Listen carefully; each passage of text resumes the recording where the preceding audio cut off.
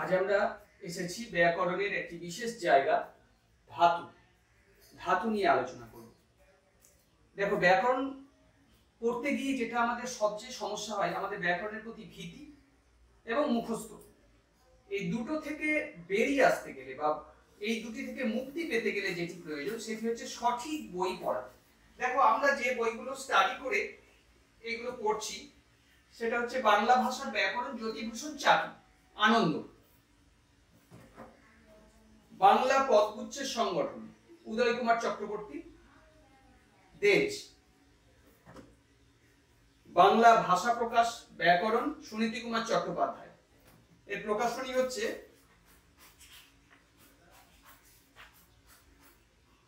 রূপায়ণ কোম্পানি। আর হুমায়ুন আজাদ বাংলাদেশের বাক্যতত্ত্ব। এই বইগুলি ফলো করে আমরা ধাতু সম্পর্কিত একটি ধারণা পরিষ্কার করতে চাইছি। সব থেকে আমাদের সমস্যা হচ্ছে আমরা যে বই ফলো করি সে বইটি কতটা ঠিকঠাক ভাবে সাজানো আছে। আর দ্বিতীয় কথা হচ্ছে ব্যাকরণের ক্ষেত্রে আমাদের ধারণাটা পরিষ্কার করতে হবে। আমরা ধারণা পরিষ্কার না করেই প্রয়োগে চলে যাই, হয়তো ধাতুর ধারণাই কমপ্লিট হলো না, আমরা ধাতু প্রয়োগ করতে শিখে গেলাম, প্রত্যয় মুখস্থ করতে শিখে গেলাম। এই দুটো ধারণা থেকে আমাদের বেরিয়ে আসতে হবে। তাহলে আমাদের প্রথম উদ্দেশ্য হচ্ছে ঠিকঠাক বই নির্বাচন করা। দ্বিতীয় উদ্দেশ্য হচ্ছে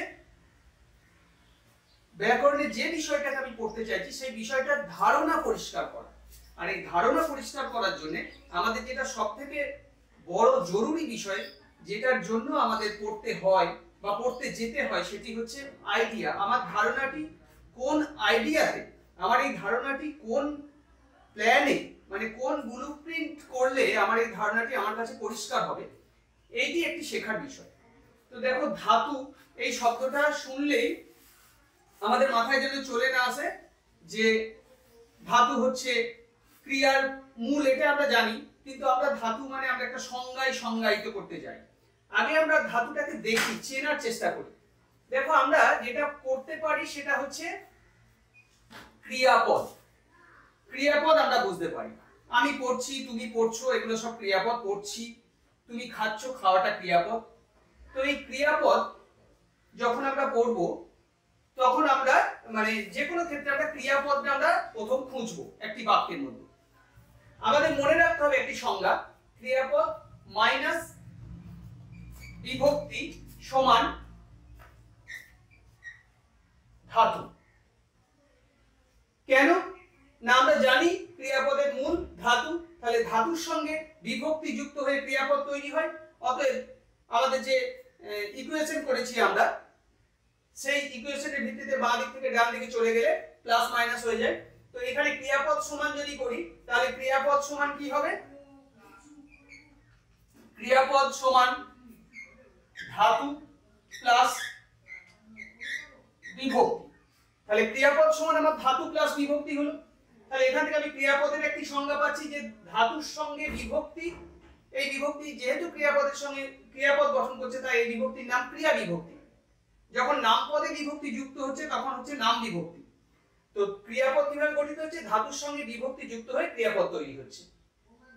আর ধাতুর সংজ্ঞা কিভাবে পাবো? না, ক্রিয়াপদ থেকে বিভক্তি বিযুক্ত হলে যে অবশেষ অংশটি থাকে, ক্রিয়াপদ থেকে ক্রিয়া বিভক্তি বিযুক্ত হলে যে অবশেষটি থাকে সেটি হচ্ছে ধাতু। এখান থেকে আমরা সংজ্ঞাও পেলাম এবং ধাতু আর ক্রিয়াপদ সম্বন্ধে যে ধারণার পার্থক্য সেইটি হলো। অর্থাৎ আমাকে যেটা করতে চলেছি ধাতু, সেটা ধাতু থেকে শুরু করলে হবে না। ধাতুটা আসছে কোথা থেকে? না, ক্রিয়াপদকে বিশ্লেষণ করে। কারণ আমি বাস্তবে প্রয়োগ করি ধাতু নয়, আমি বাস্তবে প্রয়োগ করি ক্রিয়াপদ। তাই আমি যেটাকে প্রয়োগ করি সেটাকে চিনব। প্রয়োগ করি ক্রিয়াপদ, তাই ক্রিয়াপদকে চিনি। তাই ক্রিয়াপদ থেকে বিভক্তি মাইনাস করে আমি ধাতুতে এলাম। এবার দেখো,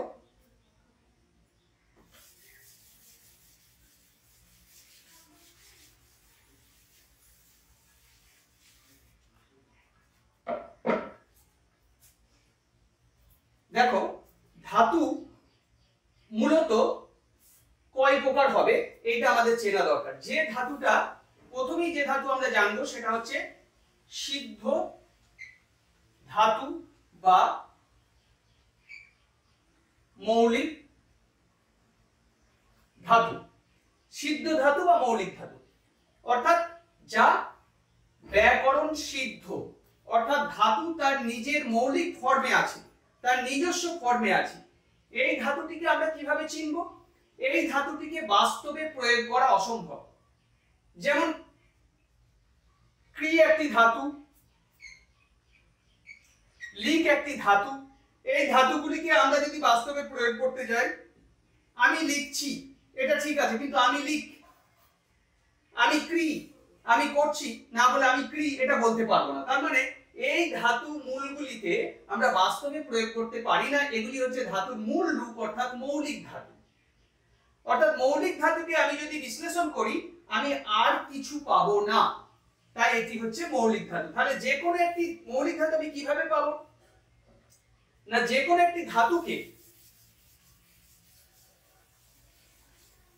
যে কোনো একটি ক্রিয়াপদকে, ক্রিয়াপদ থেকে মাইনাস ক্রিয়া বিভক্তি, একটি মৌলিক ক্রিয়াপদ থেকে মাইনাস ক্রিয়া বিভক্তি করলে আমি যেটা পাবো সেটা হচ্ছে মৌলিক ধাতু। মৌলিক, মৌলিক ক্রিয়াপদ থেকে মাইনাস ক্রিয়া বিভক্তি সমান মৌলিক ধাতু। তাহলে আমি একটি মৌলিক ক্রিয়াপদ নিই, পড়া সমান, পড়া থেকে আমি আ বিভক্তি মাইনাস করি, সমান যেটা পাচ্ছি সেটা হচ্ছে আমার মৌলিক ধাতু। যেমন লেখা, লেখা থেকে আ বিভক্তি মাইনাস করি, সমান যেটা পাচ্ছি সেটা হচ্ছে আমার মৌলিক ধাতু লিক। তাহলে এই পড়া মাইনাস আ সমান পড়। ক্রিয়াপদ থেকে ক্রিয়া বিভক্তি মাইনাস হলো এবং যেটা অবশিষ্ট থাকলো সেটি হলো মৌলিক ধাতু। এইটি পেলাম আমি মৌলিক ধাতু, অর্থাৎ আমার ধাতুর এক নম্বর ফর্মটা পেলাম, যে ফর্মটি বাস্তবে প্রয়োগ করা অসম্ভব। তাহলে এক নম্বর ফর্মটি পেলাম মৌলিক বা সিদ্ধ ধাতু। এবার আমার যেটা আসবো সেটা হচ্ছে খুব ইম্পর্টেন্ট ধাতু। এই ধাতুটা নিয়েই আমাদের যত প্রশ্ন হয়। এই ধাতুটির নাম হচ্ছে সাধিত ধাতু। এই সাধিত ধাতু মানে কি? সাধিত ধাতু একটি এমন ধাতু যে ধাতুকে ভেঙে আমি আরেকটি নতুন ধাতু পাবো। মৌলিক ধাতুকে ভেঙে আর নতুন ধাতু পাচ্ছি না, অর্থাৎ পট, এই ধাতুটিকে ভেঙে আমি আর নতুন ধাতু পাচ্ছি না। এটি হচ্ছে ধাতু চিহ্ন, মনে রাখবে। ঠিক রুটোভার নয়, কিন্তু অনেকটা রুটোভারের মতো। এই এই এই সাধিত ধাতু কি? মৌলিক ধাতুকে, মৌলিক ধাতু যেমন চিরপট, একে ভেঙে আর নতুন কোনো ক্রিয়া বিভক্তি বা ধাতু পাচ্ছি না, কিন্তু সাধিত ধাতুকে ভেঙে আমি নতুন ক্রিয়া বিভক্তি বা ধাতু পাবো। আমাদের বইয়ে যেগুলো দেখানো হয় যে পড়া সমান, পড়া একটা ধাতু সমান পট যোগ আ, তখন আমরা বুঝতে পারি না যে পট যোগ আ করে আমার ক্রিয়াপদ হয়েছে, তা সেটা আবার কি করে ধাতু হলো, এইটা আমরা বুঝতে পারি না। তাই আমাদেরকে একটু উল্টো পথে আসতে হবে। অর্থাৎ আমরা জানি, প্রথমেই আমরা যে ইকুয়েশনটা করেছিলাম যে ক্রিয়াপদ মাইনাস ক্রিয়া বিভক্তি সমান ধাতু। তাহলে আমরা একটি ক্রিয়াপদ নিই, সে পড়ায়, এই পড়াইটা একটি ক্রিয়াপদ। তাহলে আমরা এক কাজ করি, পড়ায় এই ক্রিয়াপদ থেকে আমরা অন্ত্যেষ্ঠ বিভক্তি মাইনাস করে দিই, তাহলে আমরা পাচ্ছি পড়া। আমরা জানি ক্রিয়াপদ থেকে ক্রিয়া বিভক্তি মাইনাস গেলে যেটা পড়ে থাকে সেটিকে বলা হয় ধাতু, তাই পড়াও একটি ধাতু। কেমন ধাতু? যে ধাতুকে বিশ্লেষণ করলে আমি কি পাবো? পট যোগ আ। তাহলে পড়া একটি এমন ধাতু যাকে বিশ্লেষণ করে আমি পেলাম আরেকটি মৌলিক ধাতু। তাই এই পড়া, এই ধাতুটা হলো আমার সাধিত ধাতু। তাহলে সাধিত ধাতু কি? না, যে ধাতুকে বিশ্লেষণ করে আমি একাধিক ধাতু বা ক্রিয়া বিভক্তি পাবো, অর্থাৎ সেই ধাতুটা ছাড়াও অন্য কোনো ধাতু বা ক্রিয়া বিভক্তি আমার নতুন করে জন্ম নিচ্ছে, সেই ধাতুটিকে আমরা বলবো সাধিত ধাতু। তাহলে সিদ্ধ ধাতুকে বিশ্লেষণ করে নতুন ধাতু পাওয়া যায় না, সাধিত ধাতুকে বিশ্লেষণ করে নতুন ধাতু পাওয়া যায়। এই সাধিত ধাতুকে বিশ্লেষণ করে নতুন ধাতু পাওয়া যায়। সাধিত ধাতুর আবার বিভিন্ন ভাগ আছে, চলো আমরা সেই ভাগগুলোই যাব।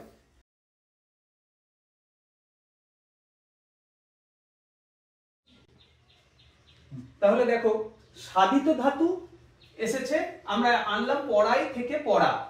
যদি সাধিত ধাতু থেকে আমি ক্রিয়াতে যেতে চাই তাহলে সাধিত ধাতু বোঝা আমার পক্ষে পরিষ্কার নয়। তাহলে আমাদের দেখো, ব্যাকরণ পড়তে গিয়ে আমাদের জটিলতা কোথায়? জটিলতা হচ্ছে যে আমরা যেটা প্রয়োগ করি আমাদের বই আমাদেরকে সেইভাবে ঠিকানা দেয় না। তাহলে আমরা প্রয়োগ করি ক্রিয়াপদ, আমি ধাতু খুঁজবো ক্রিয়াপদ থেকে। আমাকে যদি চালের অস্তিত্ব খুঁজতে হয় তাহলে ভাত বা মুড়ি থেকে যেতে হবে, কারণ ওই দুটো আমি প্রয়োগ করি, চাল নিয়ে আমি প্রয়োগ করি না। ঠিক তেমনি ধাতুর কাছে আসতে গেলে আমাকে ক্রিয়াপদ থেকে আসতে হবে। আমরা দেখলাম পড়ায় থেকে পড়া ক্রিয়া হচ্ছে। কেন পড়াটা ক্রিয়া, পড়া ধাতু হচ্ছে? কেন পড়াটা ধাতু হলো, ক্রিয়াপদ হলো না? না, পড়ায় এই অন্তস্থ বিভক্তি মাইনাস করলে, অর্থাৎ ক্রিয়াপদ থেকে ক্রিয়া বিভক্তি মাইনাস করলে যেটা পড়ে থাকে সেটি হচ্ছে ধাতু। তাই আমার এখানে পড়াটা ধাতু। কেমন ধাতু? যাকে বিশ্লেষণ করলে আমি আরেকটি মৌলিক ধাতু পাবো, পট, তাই এটি সাধিত ধাতু। এই সাধিত ধাতু বিভিন্ন প্রকার হয়। 1 নম্বর আমরা যেটাকে করব সেটা হচ্ছে প্রযোজক ধাতু। প্রযোজক ধাতু কি না, কর্তার প্রযোজনায় কিছু হচ্ছে, কর্তা নিজে করছে না। সে পড়ায়, সে পড়ায়, এখানে সে পড়ছে না, পড়ছে অন্য কেউ, কিন্তু সে পড়াচ্ছে। অর্থাৎ সে নামক এই কর্তাটা পড়া ক্রিয়াটি করছে না, পড়া ক্রিয়াটি করছে যারা, সে এখানকার কর্তা নয়। সে পড়ায় মানে তার দ্বারা পড়ানো হয়, অর্থাৎ সে হচ্ছে প্রযোজক। এই প্রযোজক কর্তার যে ক্রিয়া, বাক্যে প্রযোজক কর্তার যে ক্রিয়া, তাকে বলা হয় প্রযোজক ক্রিয়া। অর্থাৎ এই পড়ায়টা এখানে হচ্ছে প্রযোজক ক্রিয়া। এই প্রযোজক ক্রিয়াকে বিশ্লেষণ করে আমি বিভক্তিটাকে মাইনাস করে দেবো। অর্থাৎ পড়ায় মাইনাস অন্তস্থ সমান একটি ধাতু পাবো, সেটা হচ্ছে পড়া। এই ধাতুটি আমার এখানে প্রযোজক ধাতু। কেন না, এটি আমি বাক্যের প্রযোজক ক্রিয়া থেকে নিয়ে এসে অন্তস্থ বিভক্তি অর্থাৎ ক্রিয়া বিভক্তিকে মাইনাস করেছি, তাই এখানে পড়া যে ধাতুটি পেয়েছি এটি আমার প্রযোজক ধাতু। খেয়াল করে দেখো, আমি নিজে পড়াচ্ছি কিন্তু আমি বললাম না যে আমি পড়াই, কারণ আমি পড়াই বললেই, আমি পড়াই এখানে বললেই আমি একটি হর্ষই প্রয়োগ করতাম। তো এই হর্ষই প্রয়োগ করে আমি তোমাদেরকে যেটা পরিষ্কার করে বোঝাতে পারতাম না সেটা হচ্ছে বিভক্তির লোপ। আমি যখনই ই বিভক্তিটা লোপ, হর্ষই ই বিভক্তি লোপ করতাম, তখনই তোমরা বলতে যে, মানে ভাবতে যে বিভক্তি লোপটা ঠিক ক্লিয়ার হচ্ছে না। কেন না, তোমরা যেটা দেখতে অভ্যস্ত সেটা অন্তস্থ বিভক্তি। তাই খেয়াল করো, আমি সবসময় ক্রিয়ার সঙ্গে অন্তস্থ বিভক্তি আনছি এবং সেই বিভক্তিটাকে লোপ করে আমি ধাতুটাকে আনার চেষ্টা করছি। তাহলে প্রযোজক ধাতু যখন আমি আসবো, তখন ডাইরেক্ট প্রযোজক ধাতু যদি দেওয়া হয় তাহলে কিন্তু সেটা তোমাদের পক্ষে খুব মুশকিল। তাই একটি বাক্য এমন নাও যে বাক্যের কর্তা ক্রিয়াটি নিজে করছে না, ক্রিয়াটি করাচ্ছে কাউকে দিয়ে, অর্থাৎ তার প্রযোজনায় ক্রিয়াটি ঘটছে এবং সেই ক্রিয়াটিকে তুমি বলো প্রযোজক ক্রিয়া। সেই প্রযোজক ক্রিয়া থেকে তুমি বিভক্তিটি মাইনাস দাও, দিয়ে যেটি পড়ে থাকে সেটি হচ্ছে প্রযোজক ধাতু। তাহলে সাধিত ধাতুর 1 নম্বর যে উপবিভাগ সেটি হচ্ছে প্রযোজক ধাতু। এক্ষেত্রে হচ্ছে পড়া একটি প্রযোজক ধাতু। আমরা এবার 2 নম্বরে চলে যাব। এটি খুব ইম্পর্টেন্ট, নাম ধাতু। কোন উপভাষায় খুব প্রয়োগ হয়? যেটা আমাদের পুরুলিয়া, বাঁকুড়া অর্থাৎ ঝাড়খণ্ডী উপভাষা, যারাচ্ছে বটে, সিদাইছে কে, এই ধরনের প্রয়োগ ওখানে খুব হয়। তো নাম ধাতু প্রয়োগ আমাদের রাঢ়ী উচ্চারণে কম হয়, আমরা যারা রাঢ়ী অঞ্চলের মানুষ। নাম ধাতুটা কি আমরা দেখতেই পাচ্ছি, নাম, নাম কথাটা যুক্ত আছে। এই প্রথম আমরা দেখব যে বিশেষ্য বা বিশেষণ ক্রিয়ার কাজ করছে। অর্থাৎ এতক্ষণ পর্যন্ত আমরা দেখলাম কোন একটি সিদ্ধ ধাতু ক্রিয়া বিভক্তি যুক্ত হয়ে ক্রিয়াপদ গঠন করছে। নাম ধাতুর ক্ষেত্রে নাম পদ ধাতু হিসাবে কাজ করবে। এক্ষেত্রেও আমরা কিন্তু ক্রিয়া থেকে আসবো ধাতুতে, ধাতু ডাইরেক্ট আসবো না। দেখো এই বর্ষাকাল মেঘ ঘনায়, তাহলে মেঘ ঘনায়, এই ঘনায়টা এখানে ক্রিয়াপদ, এটা বুঝতে নিশ্চয়ই আমাদের অসুবিধা হচ্ছে না। তাহলে ঘনায় একটা কেমন ক্রিয়াপদ, মেঘ ঘনায় কেমন ক্রিয়াপদ একটু দেখে নি। ঘনায়, ঘনায় একটি ক্রিয়াপদ, এই ক্রিয়াপদ থেকে আমি অন্তস্থ বিভক্তি মাইনাস করলাম। আমরা জানি ক্রিয়াপদ থেকে ক্রিয়া বিভক্তি মাইনাস করলে যা পড়ে থাকে তাকে বলা হয় ধাতু, তাই আমি ধাতু চিহ্ন দিলাম। পড়ে থাকে কে, ঘনা, পড়ে থাকে ঘনা। তাহলে এই ঘনাটা, এই ঘনাটা কি, এই ক্রিয়াপদ থেকে ক্রিয়া বিভক্তি মাইনাস করে এলো ঘনা, তাহলে ঘনা একটি আমার ধাতু।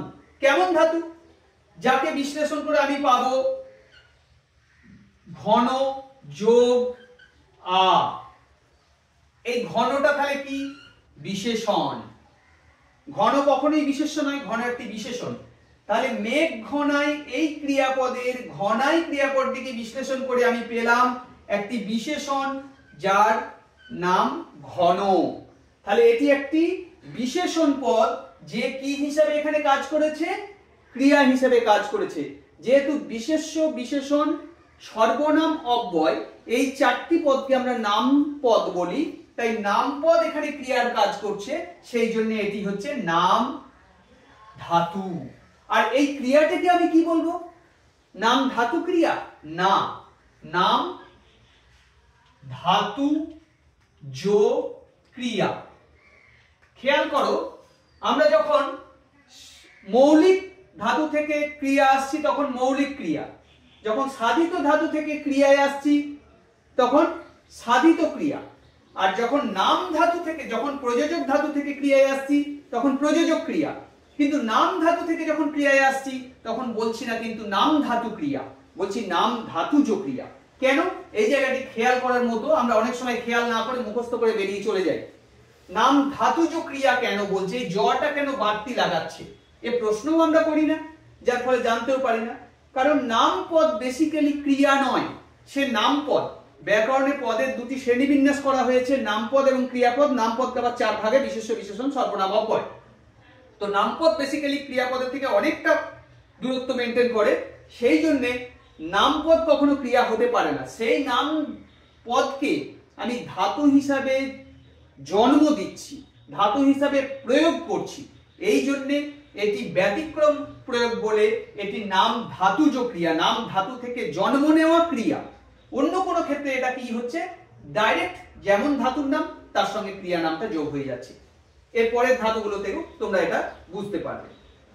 দেখো, নাম ধাতুজ ক্রিয়া থেকে আমি ঘনায় হচ্ছে নাম ধাতুজ ক্রিয়া, এখান থেকে অন্তস্থ বিভক্তি মাইনাস হলো, এলো ঘন, ঘনটা হচ্ছে আমার নাম ধাতু। একটি আমরা বিশেষ্য দিয়ে করি, সে লাঠায়, মানে লাঠি দিয়ে পেটায়। তো লাঠায় এই ক্রিয়াপদটি কি ক্রিয়া, নাম ধাতুজ ক্রিয়া। কি করে পাবো না, লাঠায় ক্রিয়াপদ মাইনাস ক্রিয়া বিভক্তি সমান ধাতু লাঠা। লাঠাটা কেমন ধাতু, যাকে বিশ্লেষণ করে যার মূলে আমরা পাচ্ছি বিশেষ্য লাঠি। তাহলে লাঠা পদটা এসেছে, লাঠা ধাতুটা এসেছে বিশেষ্য লাঠি থেকে। তাহলে বিশেষ্য থেকে আসছে বলে এটাকে আমরা কি বলছি, নাম ধাতু। এই লাঠাটা হচ্ছে নাম ধাতু আর লাঠাটা হচ্ছে নাম ধাতুজ ক্রিয়া। তাহলে নাম ধাতু এবং নাম ধাতুজ ক্রিয়ার ধারণাটা পরিষ্কার হলো। তাহলে প্রযোজক ধাতুর সঙ্গে নাম ধাতুর পার্থক্য কোথায়, প্রযোজক ধাতুর বেসটা হচ্ছে ক্রিয়াপদ, মানে মূল ধাতু, মৌলিক ধাতু, সিদ্ধ ধাতু। আর নাম ধাতুর বেসটা হচ্ছে, যার যে ভিতের উপর সে দাঁড়িয়ে থাকে, সেই বেসটা হচ্ছে বিশেষ্য, বিশেষণ বা অব্যয়। আমরা একটা অব্যয় দিয়ে নাম ধাতু করি, যেটাকে আমরা ধর্নাত্মক ধাতু বলি। যেমন ভ্রমর গুনগুনায়, মৌমাছিও গুনগুনাতে পারত, ভ্রমর গুনগুনায়। এই গুনগুনায় ক্রিয়াপদটি যদি আমরা নিই তাহলে দেখব গুনগুন, গুনগুন, গুনগুনা, গুনগুনায় মাইনাস অন্তস্থ সমান একটি ধাতু পাচ্ছি গুনগুনা। এটি কিন্তু ধাতু গুনগুনা। এই গুনগুনা ধাতুটির কোথা থেকে আসছে, গুনগুন এই ধন্যাত্মক অব্যয় থেকে আসছে। এই যে ধন্যাত্মক অব্যয়, অনুকার অনুকার শব্দ, শব্দ দ্বৈত, ধ্বনিবাচক অধ্বনিবাচক, এটা সম্বন্ধেও আমাদের অনেকের ধারণা পরিষ্কার নাই। এই ধারণাটা একটু পরিষ্কার করে দিচ্ছি। যেটা তোমরা চোখ বন্ধ করে কান দিয়ে শুনতে পাবে সেটাই হচ্ছে ধন্যাত্মক অব্যয়, যেমন গুনগুনায়। কিন্তু যদি আমি বলি ঘোড়াটা টনটন করছে, তার কোনো আওয়াজ নাই, কিন্তু ফ্যানটা বনবন করছে তার আওয়াজ আছে, মাছি ভনভন করছে তার আওয়াজ আছে, হাওয়া সাঁই সাঁই করছে তার আওয়াজ আছে, বৃষ্টি ঝমঝম করছে তার আওয়াজ আছে। আবার ঘরটা শুনশান, তারও আওয়াজ আছে, কিন্তু কেন না সেটা তোমাকে কান দিয়েই বুঝতে হয়। যেটা তোমাকে কান দিয়ে বুঝতে হয় সেই অব্যয়টি ধন্যাত্মক অব্যয়, এবং সেখানে একটা ধ্বনি দোতনা তুমি পাবে। এই গুনগুনটার মধ্যে ধ্বনির দোতনা পাচ্ছ, তাই এটি একটি ধন্যাত্মক অব্যয়। এই ধন্যাত্মক অব্যয় এখানে ধাতু তৈরি করেছে এবং সেখান থেকে ক্রিয়াপদ তৈরি হয়েছে গুনগুনায়, তাই এটি একটি নাম ধাতু। তাহলে নাম ধাতুজ ক্রিয়া কখনো হয় ধন্যাত্মক ক্রিয়া, কখনো হয় বিশেষ্য স্থানীয়, কখনো হয় বিশেষণ স্থানীয়। এবার আমরা চলে যাব আমাদের পরের ধাতুতে, অর্থাৎ আমরা দুটো ধাতু শিখলাম। যে দুটো ধাতু কি কি? একটি হচ্ছে নাম ধাতু, একটি হচ্ছে নাম ধাতু, একটি হচ্ছে প্রযোজক ধাতু। আর কি? এই দুটি সিদ্ধ ধাতুর দুটি রূপভেদ, আর একটি মৌলিক ধাতু। তাহলে সিদ্ধ ধাতু আর একটি সাধিত ধাতু। সাধিত ধাতুর মধ্যে আমরা কি পেলাম? একটি পেলাম প্রযোজক ধাতু, আর একটি পেলাম নাম ধাতু। নাম ধাতুর মধ্যে আমরা কি কি পেলাম? একটি পেলাম বিশেষ্য, একটি পেলাম বিশেষণ, একটি পেলাম অব্যয়। বিশেষ্য, বিশেষণ বা অব্যয়ের সঙ্গে আ এই প্রত্যয়টি যোগ হয়ে বা এই ক্রিয়া বিভক্তিটি যোগ হয়ে গঠিত হচ্ছে কি না একটি নাম ধাতু, এই সাধিত ধাতু। দেখো প্রযোজক ধাতু করছো, নাম ধাতু করছো, সব ক্ষেত্রেই তোমরা দেখো শেষে আ প্রত্যয়টি রয়েছে, যেটা সিদ্ধ ধাতুর ক্ষেত্রে বেশিরভাগ ক্ষেত্রে কি সিদ্ধ ধাতু কি যাকে আমি বাস্তবে প্রয়োগ করতে পারি না। আ প্রত্যয়ন্ত ধাতু আছে সিদ্ধ ধাতু, কিন্তু সেটাও আমরা বাস্তবে প্রয়োগ করতে পারি না। তাহলে সিদ্ধ ধাতু বাস্তবে প্রয়োগ করতে পারি না, সাধিত ধাতু কিন্তু বাস্তবে প্রয়োগ করতে পারি। সাধিত ধাতুকে বিশ্লেষণ করলে আমরা সিদ্ধ ধাতু পাই, সিদ্ধ ধাতুকে বিশ্লেষণ করে আমরা কোনো ধাতু পাবো না। তাই সিদ্ধ ধাতু মৌলিক বা ধাতু বেশ, কিন্তু এই মৌলিক বা বেশটাকে নেয় না নাম ধাতু। তাই নাম ধাতু সব সময় নামপদ থেকে তৈরি হয়, সে ধাতু বেশ থেকে তৈরি হয় না বলে নাম ধাতু জাত ক্রিয়াকে আমরা বলি নাম ধাতুজ ক্রিয়া। খেয়াল করবে অন্য কোনো ক্রিয়ার ক্ষেত্রে আমরা জ অর্থাৎ জন্ম নেয় এটি প্রয়োগ করি না। এটি খুব সূক্ষ্ম এবং খেয়াল করবার মতো বিষয়। আমরা এর পরে চলে যাব ধাতুর পরবর্তী ক্লাসে।